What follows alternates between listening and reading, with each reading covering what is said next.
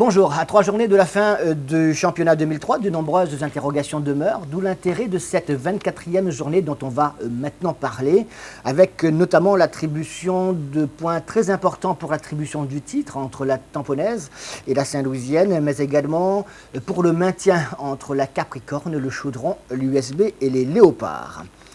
Il est vrai maintenant que cette semaine, il a été beaucoup question des problèmes internes de la Saint-Pierroise, avec notamment la démission du président Patrick Warreau, pourtant plébiscité par les joueurs et le club des supporters. L'Assemblée générale du 4 novembre prochain devrait permettre, on l'espère tout au moins au club, de repartir sur de nouvelles bases. Une histoire de plus à ajouter au fameux feuilleton du club sudiste, ce qui ne fait pas évidemment plaisir aux nombreux amoureux, vrais amoureux de ce club sudiste. En tout cas, à la Saint-Pierroise, on a l'impression un petit peu que lorsqu'il n'y a rien à se mettre sous la dent, eh bien, on crée quelque chose pour peut-être s'amuser ou alors créer les problèmes justement. Nous, en ce qui nous concerne, on ne va pas s'attarder davantage sur ces problèmes, au risque d'ailleurs de vous faire croire que le football réunionnais gravite autour du club Saint-Pierroise, ce qui n'est pas du tout vrai, parce qu'il y a encore de belles choses à voir et on va en parler justement avec la lutte pour l'attribution du titre 2003. On va commencer justement par cette opposition un petit peu à distance en attendant notamment la prochaine journée dans 15 jours direct entre la Tamponnaise et la Saint-Louisienne.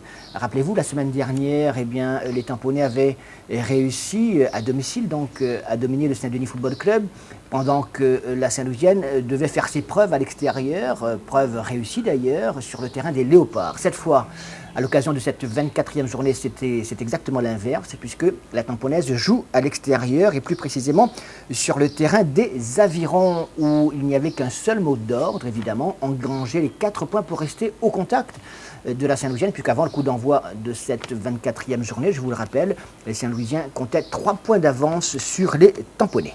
Les images sont d'Éric Folliot.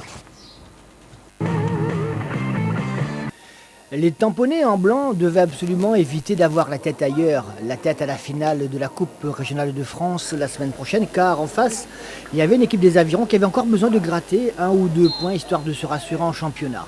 Du coup, donc, avec leur maillot blanc et leur short blanc, les Tamponnais, avec cette tête de Moukaï, se montrent les plus entreprenants. Logique, avec un collectif sans doute meilleur sur le papier, mais les choses vont quand même évoluer dans le bon sens de manière, on dira, concrète. Après cette échappée de Zadi qui oblige Seychelles une première fois à repousser le tir, Salomon Kei passe par là, mais c'était largement au-dessus.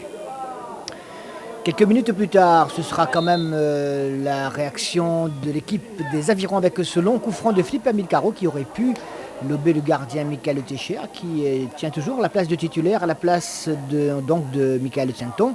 Et puis ce but inscrit par la Tamponnaise sur ce coup franc et beaucoup de chance évidemment puisque Zadi est à la réception d'un contre favorable.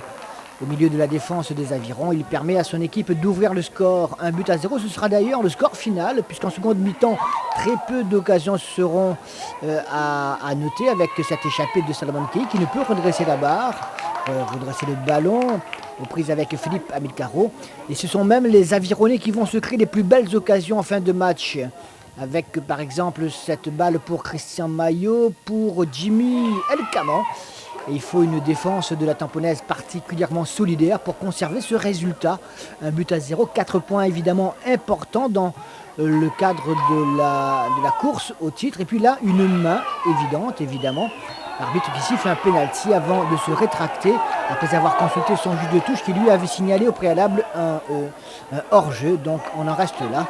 1-0, victoire très précieuse des Tamponnais sur le terrain des Avirons. Finalement, l'essentiel, c'est la victoire ce soir. Oui, c'est l'essentiel, puisqu'il fallait gagner, on était venu pour gagner. On gagne 1-0, c'est suffisant.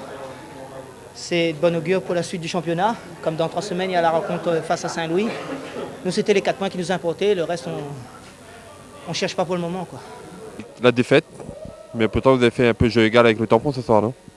Je pense que ce soir, il y avait quand même une très belle équipe des Avirons et aussi une très belle équipe de la Tamponnaise qui en voulait énormément, vu qu'ils se battent contre Saint-Louis pour rester toujours en course par rapport au titre. Mais nous, on joue avec nos moyens, on a quand même une très bonne équipe Et on essaie de faire jeu égal avec les équipes qui viennent jouer sur notre terrain. Je pense que notre grosse qualité ce soir, comme d'habitude, c'est une grosse qualité mentale. Et donc j'ai entendu aussi que la Capricorne a perdu et mathématiquement on est sauvé. Mais on va continuer de jouer les matchs qui viennent avec beaucoup d'envie et essayer de grappiller encore des points pour rester toujours dans le ventre mou de ce championnat. Moi je suis arrivé quand même à l'intersaison. Mais je pense qu'il y a eu quand même de gros efforts de fait défensivement. Et tout le groupe a quand même travaillé, même si on encaisse quand même des buts, des erreurs. Je pense que le football est fait de ça, hein, les erreurs qui coûtent des buts. Et ce soir, ça ne nous a pas souri, même si on a eu quand même une occasion, même moi. Le foot continue, hein, on va essayer de continuer et de bosser pour la saison prochaine, quoi, en fait. Ces deux matchs qui vont venir, on va les prendre comme tous les matchs qu'on a pris en fin de saison pour essayer de sortir là la tête haute et surtout ne pas se faire ridiculiser en fin de saison et ne pas laisser des points aux équipes qui en ont besoin encore, s'il est à Capricorne ou autre, même si je respecte énormément ces clubs qui restent à venir.